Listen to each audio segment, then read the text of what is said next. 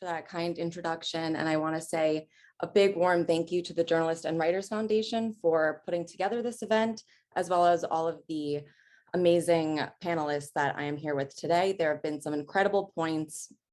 And today I would love to share with you all how partnership, volunteerism, and collaboration help Embrace Relief deliver the humanitarian assistance that we do worldwide, and therefore how those partnerships, collaborations help us advance towards the United Nations Sustainable Development Goals and eventually achieving the 2030 Agenda.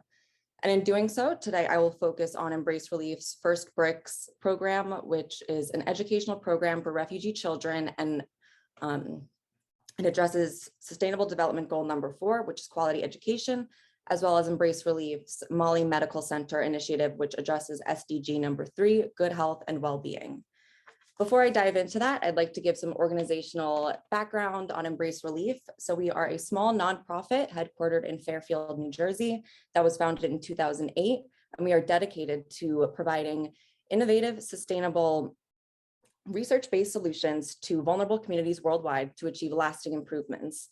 And since we are a small nonprofit, we are very active in both local and international collaboration, partnership, and volunteer involvement. So I'd like to start off with highlighting the volunteer efforts that truthfully drive our First Bricks program. And I believe that the volunteer involvement in the SDGs and 2030 Agenda is a vital, yet often underrepresented force behind the SDGs. So our First Bricks program, a little background on that as well. It was started in late 2019 and is an online, completely free platform for refugee children who have been forced to flee their homes and therefore denied their right to a fair and equal education. Being a free online platform, we have students who are enrolled from all over the world, and it provides a safe, comfortable space for them to learn and as well as meet other refugee children who come from similar difficult situations. And this program is designed to allow these children to either resume where their educational journey left off or to start from scratch. Now, since late 2019, when this program started, it has seen rapid and exponential growth, which is really due to the passion and drive behind our volunteers, which we have now over 400 volunteer teachers teaching over 4,000 refugee students, which are currently enrolled in classes. And those teachers teach 17 to 20 different subject in classes. So the classes range from educational to non-traditional educational classes. So you can see mathematics, the sciences, literacy, language, and history, as well as social activities for the children, such as cooking class, music, puppet shows, and story time, which the volunteers wanted to do for the students to give them a safe, comfortable space for them to just feel like children again. Now, a very interesting and important aspect about this program is that most of the volunteer teachers are refugees themselves. So automatically, this gives the refugee children and the teachers an understanding and deep connection right off the bat when they meet each other. Additionally, we have seen firsthand the inspiration, motivation, and hope that these teachers are giving these children, because these refugee children can see that through the path of education, all of the goals that they set forth for themselves are possible. And that's a beautiful thing to see. The stories that we hear from the parents of these kids are just beautiful. Additionally, this First Bricks program gives all of these children a real sense of community, which is essential, especially for those children and teens who are feeling isolated and detached from the communities they find themselves in. And this is often, unfortunately, very common among young children, because unfortunately, the gravity of the situation is just very large, and it can be very confusing hiding for months or years on end. So First Bricks gives children routine, stability, and a sense of normalcy after all that uncertainty with the help of our volunteer teachers.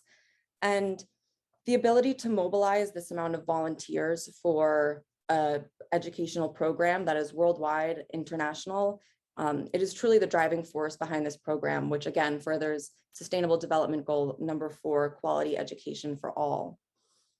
Additionally, just holistically, this program fosters their academic, social, and emotional development, which helps them integrate into the new society that they find themselves in.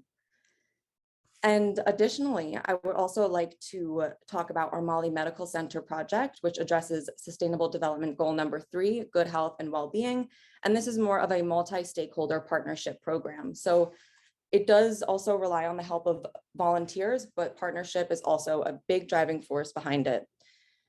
Being based out of Mali, Africa, the key players in this project would be the team at Embrace Relief, Project Cure, which is the world's largest distributor of donated medical supplies and equipment worldwide, as well as 3 clinics, health clinics that we sponsor in Mali, which are Clinic Gauss Fofana, Planet Vision, and the Health Reference of Mali. Additionally, a partner is the Association of Young Volunteers for Health and Medical Aid in Mali, as well as all the volunteer doctors who volunteer at our physical facilities, as well as our mobile clinics. So the 3 medical clinics that we have, Gauss Fofana, Planet Vision, and the Health Reference Center in Mali, are all in or around the capital city of Bamako, which serves a population of roughly 1.8 million people.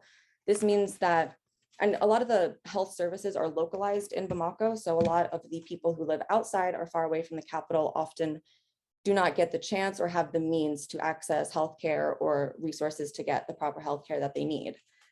Through all of the collaboration efforts of all the partners involved, more specifically, especially Project Cure and Embrace Relief's collaborations, we have been able to do extensive renovations to all 3 clinics to expand department specializations as well as the physical facilities. So renovations include gynecology, urology, dentistry, ophthalmology, ear, nose, and throat services, as well as orthopedics. And the facilities were expanded and renovated to have more accessible and up-to-date waiting rooms, emergency delivery and surgery rooms, as well as doctor sleeping and living quarters, since there is a big humanitarian mission of volunteer doctors coming from around the world. In addition to the 3 clinics, we also have been able to acquire 2 mobile health units through the power of partnership.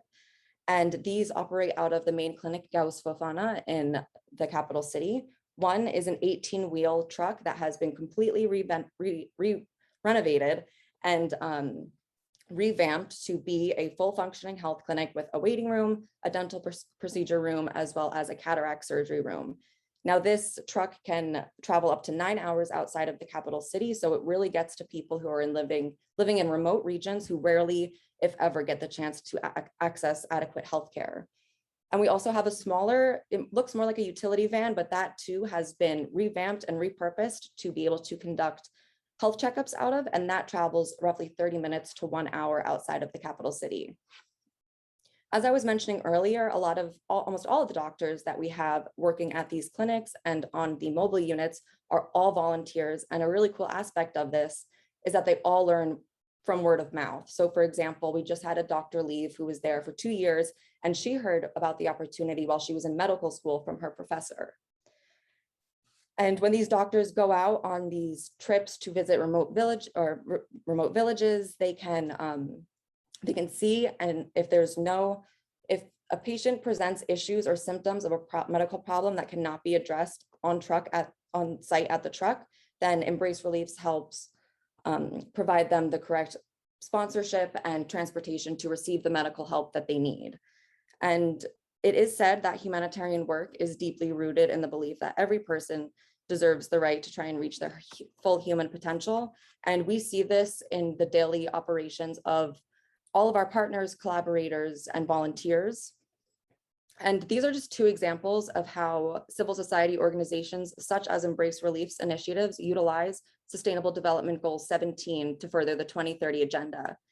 Both education and healthcare were 2 of the most disrupted institutions due to COVID-19, but we have seen and continue to see that through partnership and volunteerism, help can continue to deliver humanitarian assistance to those who need it most, where they need it most. Additionally, we are so thankful for all of our partners and collaborators because they help us track program success. They help us understand both the emotional and the physical needs of the people we serve, and they help us refine, implement, and expand program operations. And this is truly the miracle of partnership. It is that each individual effort contributes to the next, making the greater making the whole greater than the sum of its parts. Thank you so much again for inviting us, and I look forward to the rest of the conference.